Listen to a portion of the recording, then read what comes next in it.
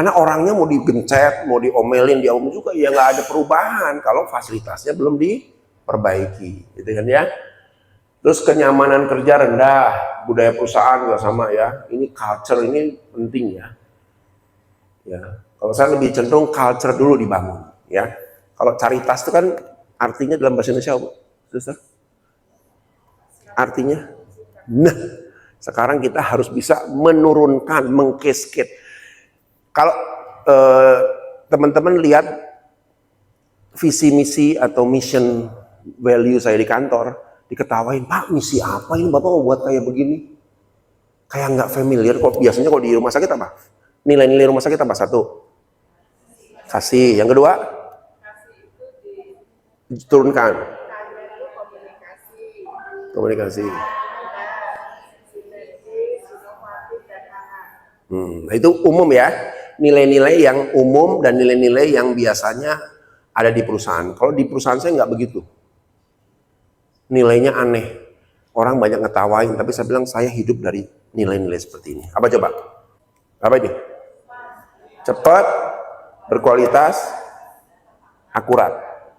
Nah, kasih yang sudah itu bagus, Bu. Tinggal kita cascade sampai ke level apa?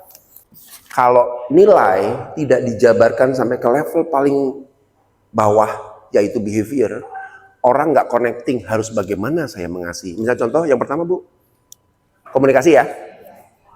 Komunikasi seperti apa yang diperlukan ya? Kan saya udah ngomong, udah komunikasi, udah cukup dong. Nah harus didetailkan lagi sampai level bawah. Komunikasi seperti apa? Nah misalnya, masih belum lengkap tuh Bu, efektif itu masih ngawang-ngawang, bahasa ngawang-ngawang. Yang lebih behavior lagi apa? Ayo coba. Oke, nah salah satu ya, berarti komunikasi, tapi itu lebih ke servis ya sebenarnya, komunikasi servis. Tapi secara komunikasi secara umum, tapi levelnya sampai level behavior. Selalu koordinasi dengan semua orang. Jadi lengkap, harus koordinasi. Itu sampai level behaviornya di situ tuh. Ya, saya banyak bantu perusahaan nurun-nurunkan tuh. Ada kemarin satu perusahaan ya, Busi, Nitera namanya, NGK kalau dulu Busi NGK. Itu sama juga tuh. Punya nilai tapi ngawang-ngawang. Integrity itu apa ya? Semua orang catatannya ke bawah, kamu ngerti integrity? Enggak, Pak. Saya ngerti stick theory ada apa? Integrity nggak ngerti saya. Nah, gitu ya. Diturunkan. Oh, namanya integrity itu jika ada masalah, Anda harus bicara dengan supervisor Anda. Nah, itu level behavior sampai di situ. Itu contoh ya, ini just contoh bukan berarti harus begini enggak. Nah, saya menarik nih ya, kalau kita bicara caritas ini kan bicara kasih ya. Kasih itu harus sampai ke level implementasinya apa sih? Ayo apa kira-kira, Suster? Implementasi kasih yang paling kelihatan lah. Jadi kalau di konsep kan ada yang namanya level pikiran, level perasaan, level perilaku. Nah sebenarnya value nilai yang paling bisa mudah nanti implementasikan itu kalau sudah sampai level perilaku. Perilakunya seperti apa? Kan kalau menganggap pasien berharga itu masih belum sampai perilaku. Oh, kalau ada pasien, saya harus lakukan tindakan dengan cepat. Saya harus merespon dengan cepat, itu perilaku. Sehingga, oh begitu ya, pasien datang bergerak saya. Nah, mungkin sisi itulah maksud saya. 100.000 nih, 100.000 ya. Jadi harus ke level itu penjabarannya. Dan itu kalau kita sudah membangun budaya, itu harus selalu diulang-ulang. Kita kalau di kantor, untuk komunikasi simple, Suster.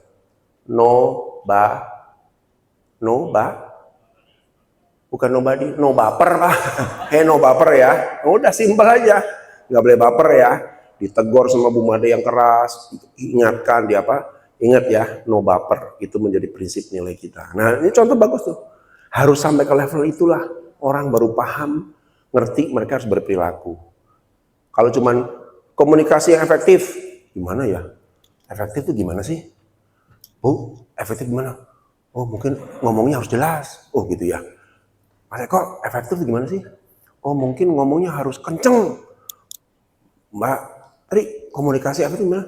Mungkin komunikasi efektif itu ngomongnya harus sistematis. Semua orang punya pikiran berbeda-beda. Nah ini yang membuat kacau. Tapi kalau yang suster bilang tadi, itulah yang dibutuhkan. Clear, jelas. Setiap orang, ini saya pakai di, waktu itu saya jadi tim yang membantu rumah sakit di Bandung itu untuk membuat buku coaching and counseling. Buku itu diberikan kepada karyawan yang sudah resmi tetap, kan ada karyawan masih kontrak dulu tetap ya, tetap dibeli buku yang harus dievaluasi minimal setiap tahun 2 kali coaching. Dan buku itu nanti setiap tahun akan menjadi acuan, dikumpulkan ke HRD, dilihat. Dia sudah coaching dengan atasan, kondisinya ini, masalahnya ini, oke. Buku itu konfidensial, hanya HRD yang tahu ya. Dan dari situlah perilaku itu bisa. Saya mau coaching ya, ini Mas Eko ini kalau ngomong kelihatannya belum terlalu jelas, seringkali bawahan bingung dan lain sebagainya. Coaching, catat tuh, coachingnya ini, improvementnya ini, kapan saya mau berubah dan lain sebagainya. Tanda tangan dia, tanda tangan atasan. Ada tuh, atasannya ikut tanda tangan. Dipegang bukunya sama Mas Eko. Nanti coaching kapan lagi ada masalah, tulis lagi. Yang standar tuh 2 kali setahun. Tapi kalau beberapa masalah ya jadi banyak kan, bisa beberapa kali. Dan nanti di akhir tahun diambil bukunya. Saya lihat, oh Mas Eko gini, masukin ke database.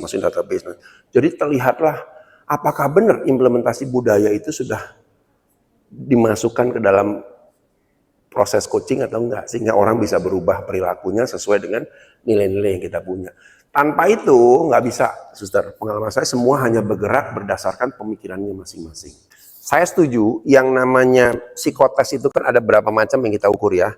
Pertama, yang paling utama di banyak itu IQ dulu. IQ-nya mencukupi nggak? Kalau IQ-nya terlalu jeblok, memang problemnya kita akan kerepotan dalam hal kemampuan dan komunikasi. Jadi nggak nyambung-nyambung ngomong gitu ya, udah pasti. Jadi IQ-nya dibuat standar dulu. Mau berapa minimumnya? 80, 90, 100. Jadi ya biasanya. Ini tergantung dari rumah sakitnya. Terus yang kedua, bicara tentang yang namanya potensi. Potensi kerja itu apa sih? Kemampuan dia beradaptasi dengan lingkungan kerja. Karena ternyata ada orang-orang yang tidak bisa berorganisasi, ada. Yang kalau masuk organisasi muncul banyak masalah terus. Konflik lah, nggak bisa kerjasama, ada tuh. Nah nanti dalam psikotes kedeteksi tuh. Kalau orangnya kerjasamanya rendah, terus dia relasi dengan orangnya rendah, berarti jadi masalah pasti nih. Nah tadi berarti setuju ya, bahwa ini juga perlu kita lihat. Yang ketiga, bicara emosi. Kalau di kita ada emosi ya. Itu relasi, emosi, potensi, emosi, relasi sama taraf kecerdasan. Jadi kalau diukur biasanya begini. Kalau potensi bisa bervariasi, potensi kerja sesuai dengan, jadi contoh, orangnya detil, orangnya sistematis, oh cocok administrasi. Orangnya peduli, orangnya care, bisa membangun relasi, ini cocoknya perawat. Jadi sudah ada semacam pattern yang kita pakai untuk menentukan itu. Emosi juga sama, ya stabilitas emosinya tinggi atau rendah. Kan kita berharap orang yang stabil ya, apalagi kalau ngadepin pasien yang sakit gitu kan, kalau kita nggak stabil bisa kepancing emosi jadi masalah gitu kan ya. Kita pernah dulu merekrut juga perawat ya, bagus semuanya bagus, kecuali emosinya nggak stabil.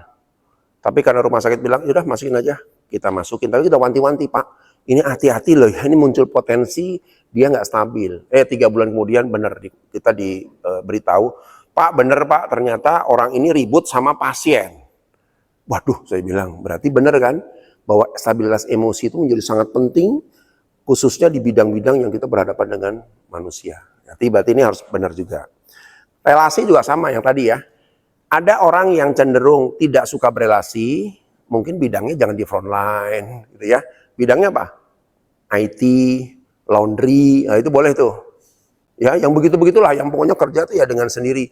Tapi kalau sudah kita berhadapan dengan orang, cari orang yang relasinya harus tinggi.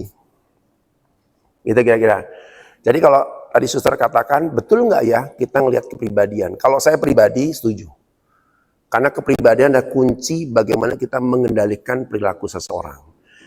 Karena kalau sudah namanya ini, kemampuan ya, ini masih bisa di-upgrade, dilatih, dididik kalau orangnya mau. Tapi kalau sudah kepribadiannya bermasalah, ini sudah susah. Bisa tapi butuh panjang, gitu kan ya. Pada prinsipnya, nah ini manusia nih, mengukur manusia itu unik, ya. Saya sebagai psikolog harus jujur mengatakan, psikotes yang paling canggih, sehebat apapun juga, yang dibuat saat ini, tidak pernah lebih bisa mencapai akurasi lebih dari 60%. Sepaling canggih loh. Karena apa? Manusia itu kompleks. 40% kemana? Blind spot. Nah makanya biasanya rekrutmen itu harus juga didampingkan dengan yang namanya probation period. Di probation period kita membuat program supaya nanti aslinya bisa kelihatan. Kan contoh ya, di psikotes dia membuat seakan-akan orang yang stabil. Tapi kalau dari pressure di saat probation period akan muncul tuh. Aslinya ya, oh benar kan. Karena bagaimana juga sehebat-hebatnya alat tes juga punya keterbatasan, gitu ya. Dengan kita sudah pakai interview dengan psikotes sekalipun juga, bisa nggak orang belajar? Bisa, dimanipulasi, bisa. Sehingga butuh disandingkan dengan namanya probation period. Di sana berapa bulan probation period? Oh, 1 tahun itu kan masa kontrak awal. Yang disebut probation period itu hanya 3 bulan. Ada tak? Nah, 3 bulan. 3 bulan pertama ini kita harus ngelihat. Jadi kenapa kadang-kadang kalau kita sudah contoh ya ngerekrut orang, tempatkanlah di ruangan ini, ya. Itu nanti semua behavior sekecil apapun disampaikan. Bu, ini ada kecenderungan orang ini begini deh. Bu, ada nanti kecenderungan itu kan kelihatan nanti. Terkumpul bahwa oh iya, ini kecenderungan orang sebelumnya males ini. Bu Made bisa ngeliat tuh matanya, lihat ini males, ini dan lain sebagainya. Kalau kita kan udah terbiasa hari-hari ngurus orang, menilai orang ya. Tapi kalau teman-teman barangkali dibantu dengan 3 bulan mengevaluasi. Jadi harus dilihat benar-benar setiap hari. Kok baru bulan pertama aja kok banyak terlambat ya.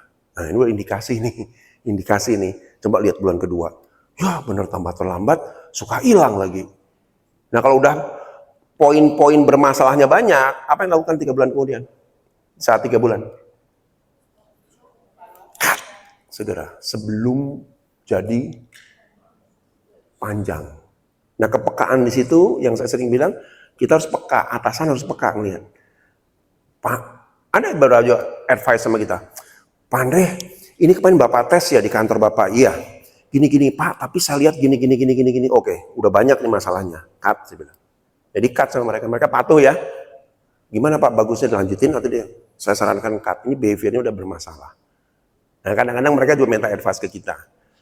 Jadi kalau saya sendiri menggunakan ilmu layang-layang.